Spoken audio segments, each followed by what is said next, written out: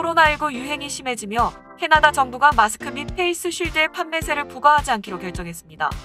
12월 6일부터 한시적으로 마스크 및 페이스 쉴드는 GST 그리고 HST가 붙지 않게 됩니다. 캐나다 정부는 코로나19 대유행 속에서 공중보건을 지원하기 위해 이와 같은 결정을 내렸다면서 기준에 부합하는 마스크와 페이스 쉴드만 면세니 참고 바란다고 전했습니다.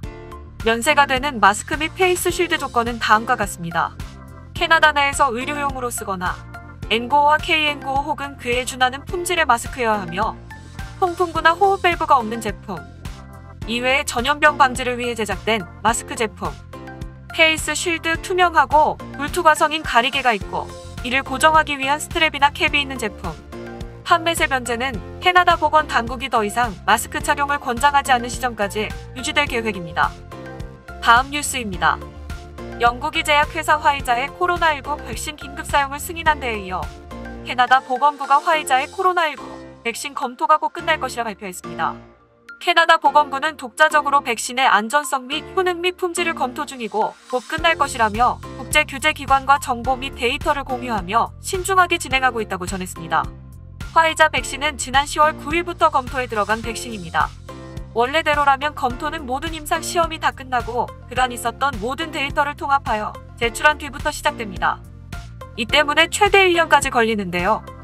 지금은 비상시국인 만큼 빠르게 검토하기 위해 임상시험 중간 단계부터 검토를 시작하였습니다. 저스틴 트리도 캐나다 총리는 캐나다는 국내에서 백신을 생산할 능력이 없기 때문에 예방접종을 최초로 시행하는 국가는 될 수 없다며 아마 백신 생산이 가능한 나라에서 첫 접종을 시행할 것이라고 밝힌 바 있습니다. 그러나 화이자를 포함한 제약회사 7곳과 계약을 맺어 수백만 개 백신을 확보해 놓았다. 내년에는 전 국민을 대상으로 예방접종을 진행할 수 있을 것이라고 덧붙였습니다. 한편 미국 역시 식품의약국에서 화이자 백신에 대한 검토가 진행 중인데요. 긴급 사용 승인은 12월 10일 전후로 발표될 것으로 보이며 캐나다 역시 비슷한 시기에 발표될 것으로 예상됩니다. 다음 뉴스입니다. 11월 말에 배송한 우편물 290만 개. 캐나다 우체국이 연말을 맞이해 다시 한번 온라인 쇼핑, 선물 배송 등은 최대한 빨리 할 것을 권장했습니다.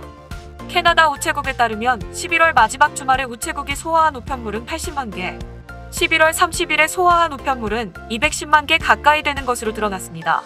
캐나다 우체국 관계자는 현재 연말 시즌을 맞이해 몇 주 전부터 수요가 증가했으며 온라인 쇼핑을 하는 사람들도 엄청 많이 늘었다고 전했습니다.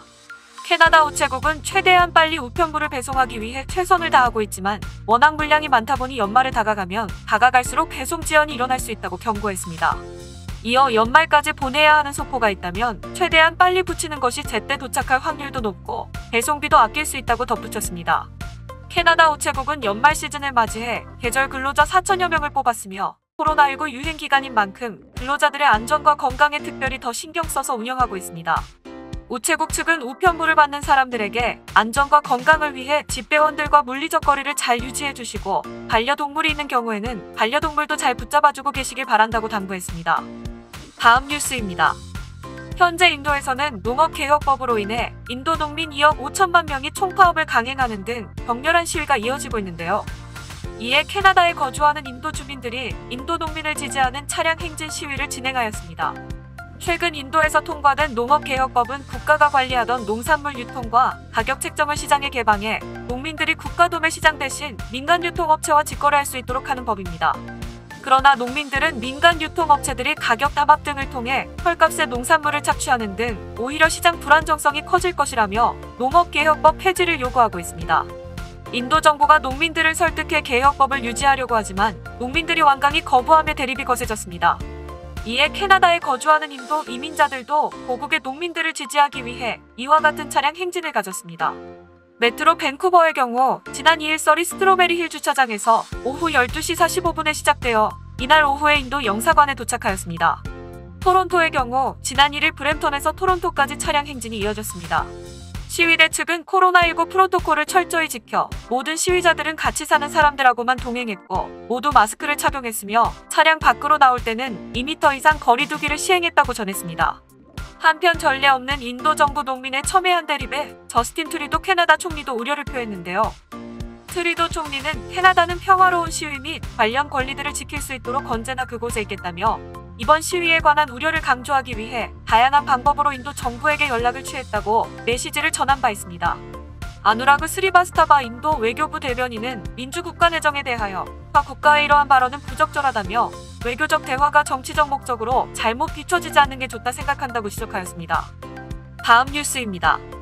존 호건 BC주 주지사가 2일 기자회견을 통해 선거 공약이었던 BC주 코로나19 보조금 지원 법안 통과를 위해 다음 주 의회를 소집할 것이라 전했습니다.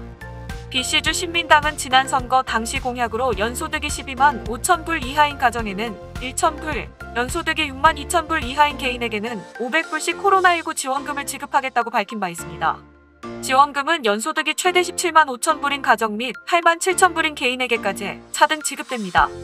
호건 주지사는 저소득층 및 중산층에게 도움을 주어 경제 회복에도 도움이 될 것이라며 크리스마스 시즌까진 지급될 수 있도록 최선을 다할 것이라고 전했습니다. 한편 호건 주지사는 이날 기자회견을 통해 규제 강화에도 일일 확진자 수가 쉽사리 줄어들지 않고 있다며 이런 식으로 진행된다면 올 연초처럼 대부분의 비즈니스를 휴업하는 강력 조치를 취할 수도 있다고 경고했습니다.